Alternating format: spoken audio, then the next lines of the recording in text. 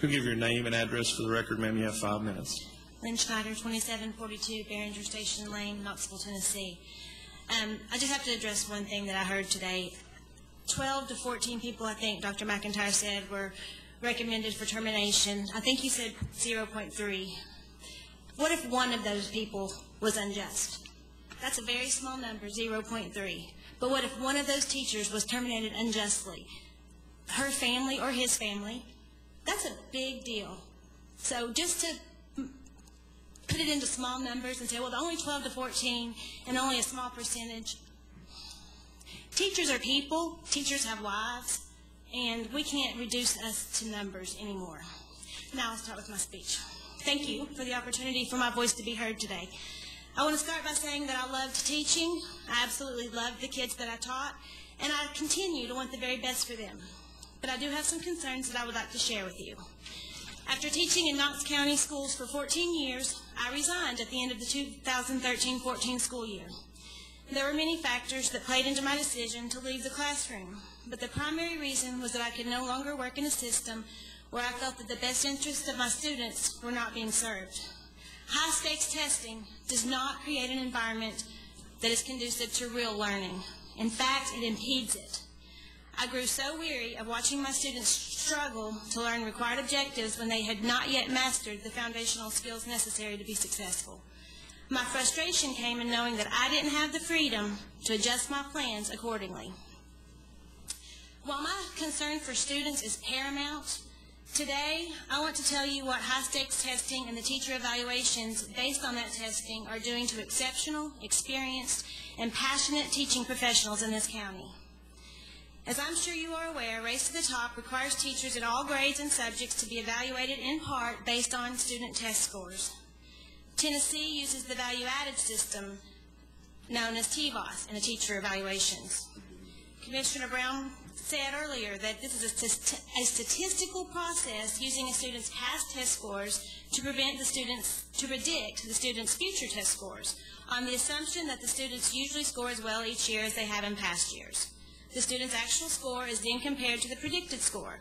The difference between the predicted and actual scores is assumed to be due to the teacher, not the student's natural ability or any socioeconomic circumstances.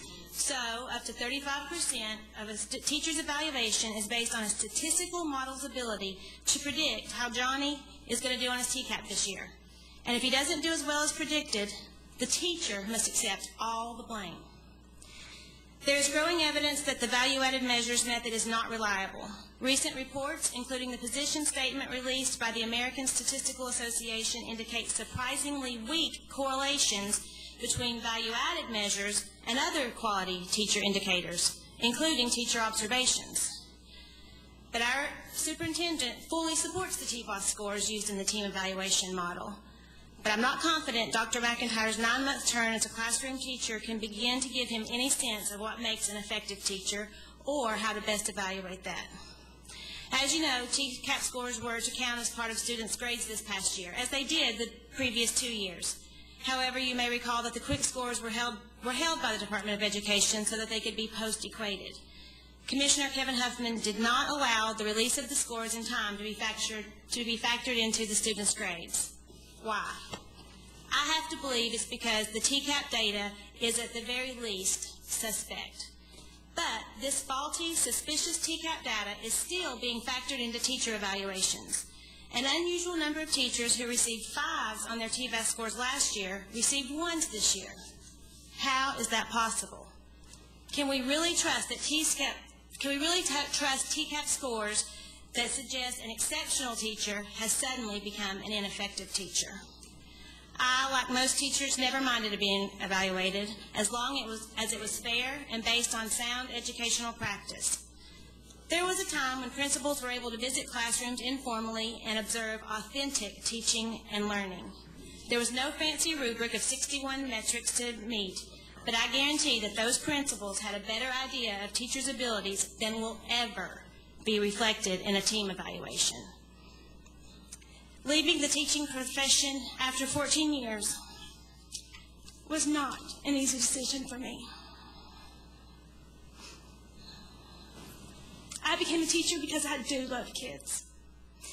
and I wanted to make a difference.